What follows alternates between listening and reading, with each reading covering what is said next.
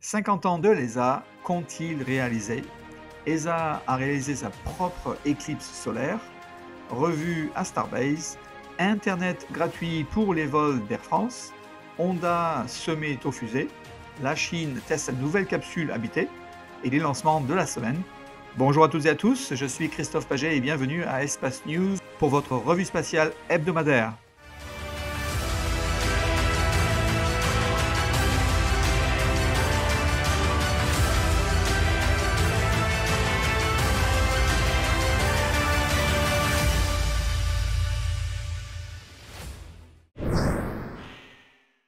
L'Agence spatiale européenne, ou l'ESA, célèbre ses 50 ans, s'est affirmée comme un acteur majeur et indépendant de l'espace mondial. Fruit d'une fusion en 1975 d'organisations européennes précédentes, elle coordonne les ressources de ses 23 États membres pour des ambitions que chacun ne pourrait réaliser seul. Au cœur de ses succès, la famille de lanceurs Ariane est emblématique. Depuis le premier vol en 1979, Ariane a assuré à l'Europe un accès autonome à l'espace, devenant un leader mondial des lancements commerciaux avant l'arrivée de nouveaux concurrents bien sûr. Ariane 5 a marqué une ère et Ariane 6 est la nouvelle génération. L'ESA a également développé le lanceur Vega pour les petits satellites. Et dans l'exploration scientifique, l'ESA a mené des missions remarquables. Citons Rosetta, qui a non seulement orbité une comète, mais y a aussi déposé un atterrisseur, Philae, une première historique. Mars Express a fourni des images détaillées et des données sur l'atmosphère martienne, tandis que Venus Express a étudié notre voisine. Les missions Baby Colombo vers Mercure et la future JUICE vers les lunes glacées de Jupiter témoignent de son exploration du système solaire. L'ESA a également un contributeur clé à l'observation de la Terre, notamment avec le programme Copernicus et ses satellites Sentinelle, offrant des données cruciales pour le climat et l'environnement. Le programme de navigation par satellite Galileo assure à l'Europe son indépendance en matière de positionnement. En astrophysique, l'ESA a eu un rôle majeur aux côtés de la NASA sur les télescopes spatials Hubble et a contribué aux télescopes XMM Newton, Herschel, Planck et plus récemment Euclid pour cartographier l'univers sombre.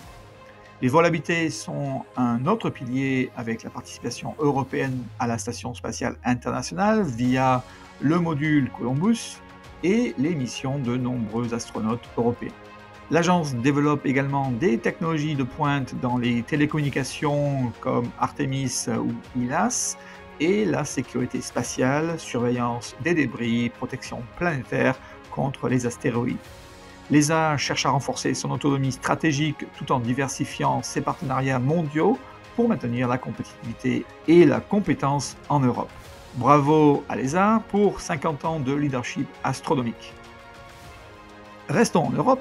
L'ESA a réalisé sa propre éclipse solaire dans l'espace. L'Agence spatiale européenne a publié les premières images de sa mission Proba 3, qui fait voler 2 engins spatiaux en formation précise pour créer des éclipses solaires artificielles en orbite. Grâce à un puissant instrument appelé coronagraphe, Proba 3 permet aux scientifiques de l'ESA d'observer la couronne solaire, son atmosphère externe, ultra chaude. Cela aide à comprendre la météorologie spatiale, ce qui n'est pas possible depuis la Terre. À Starbase, SpaceX poursuit ses préparatifs pour son vol prochain, le vol d'essai numéro 10. Le Starship numéro 36 a quitté le site de production avec 6 moteurs en route vers le site de Massey. Comme prévu, il a effectué avec succès son remplissage cryogénique et sa campagne d'essai moteur statique avec seulement un seul moteur.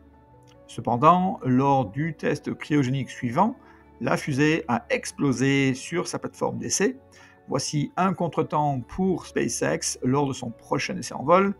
On ne sait pas plus, en tout cas sans spéculer, sauf qu'aucune personne n'a été blessée. Sur le site de production, les travaux de fondation de la Giga B se poursuivent. Comme si la Star Factory n'était pas assez grande, SpaceX agrandit encore son usine. Sur le site de lancement, l'installation complexe et interminable de la plateforme numéro 1 progresse avec ses tonnes de câbles et de tuyaux. Certains d'entre vous vont être ravis d'apprendre qu'Air France va commencer à introduire l'Internet gratuit sur ses vols à partir de cet été, grâce à l'introduction de terminaux Starlink. Cela comprend seulement près de 200 avions de sa flotte. Cette initiative suit celle de beaucoup d'autres compagnies aériennes, telles que United Airlines, Hawaiian Airlines, Qatar Airways, Air Baltic, et la liste ne fait que grandir. Le Japon n'est pas passif dans le monde spatial et plus précisément sur la réutilisabilité des fusées.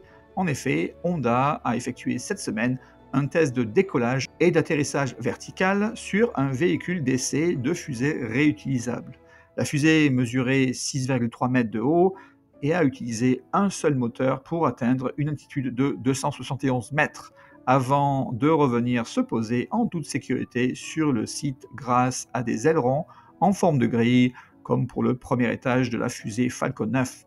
Honda a commencé à travailler sur le moteur dès 2019 et prévoit de lancer environ 1 tonne de charge utile sur des orbites terrestres basses.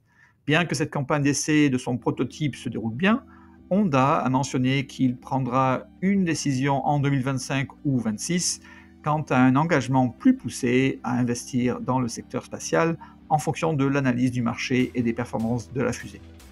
La CMSA développe un nouveau véhicule habité pour aller dans l'espace, appelé vaisseau spatial Mengzhou. Il devrait transporter des taïkonautes vers la station spatiale chinoise Tiangong d'ici 2027-2028 et vers la Lune d'ici 2030.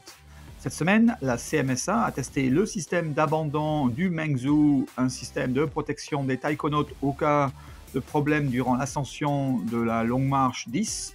Les propulseurs à poudre situés sur le nez de la tour d'abandon ont été allumés, simulant la séparation de la capsule de son étage supérieur, qui a pris près de 20 secondes. Le vaisseau spatial Mengzhou s'est ensuite séparé de la tour d'abandon et les parachutes se sont déployés avec succès, permettant au vaisseau d'atterrir en toute sécurité sur le site d'essai grâce à son coussin gonflable. Space Epoch, une entreprise privée chinoise de fusées réutilisables, a réalisé des tests cruciaux de décollage et d'atterrissage vertical en mer vers la fin mai et début juin 2025. La fusée, d'une hauteur de 26 mètres 8 et d'un diamètre de 4,2 mètres, a décollé verticalement, atteint une altitude d'environ 2,5 km, puis a rallumé son moteur pour un amérissage en douceur et contrôlé. Ces tests ont démontré la capacité de l'entreprise à maîtriser les technologies de propulsion et d'atterrissage vertical. Cette semaine, Space Epoch a été très transparent et nous a offert plus d'images de sa fusée, non seulement pour son installation, mais aussi pour son essai moteur statique, avant bien sûr son vol qui s'est fini avec succès. Donc bravo encore à Space Epoch et merci de partager plus d'informations. Le 13 juin, SpaceX a lancé depuis la Californie une Falcon 9 pour sa mission Starlink Group 15-6. Le premier étage a effectué son 15e vol et s'est posé sur le drone ship Of Course I Still Love You. Il s'agissait d'ailleurs du 500e lancement d'une Falcon 9 et Falcon Heavy.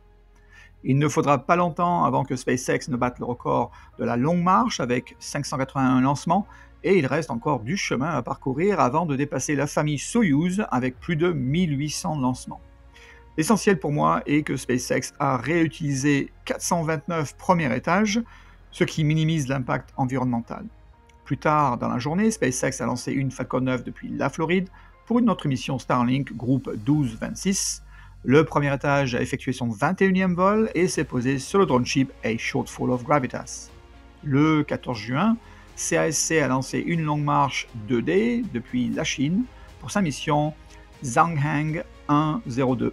Ce satellite sino-italien d'observation de la Terre est destiné à surveiller les champs électromagnétiques, les ondes électromagnétiques et les paramètres associés de l'ionosphère et de la structure de l'atmosphère neutre, ainsi qu'à la recherche sur les tremblements de terre et les catastrophes naturelles.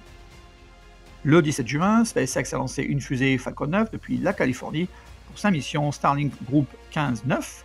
Le premier étage a effectué son 3e vol et s'est posé sur le drone ship Of Course I Still Love You. Et le 18 juin, SpaceX a lancé une fusée Falcon 9 depuis la Floride pour une autre mission Starlink Group 10-18. Le premier étage a effectué son 5e vol et s'est posé sur le drone ship Just Read the Instructions. Le 19 juin, les forces spatiales russes ont lancé depuis la Russie une fusée Angara 5 et son étage supérieur Breeze M pour sa mission Cosmos 2589, un satellite espion dont on ne sait évidemment pas grand-chose là-dessus.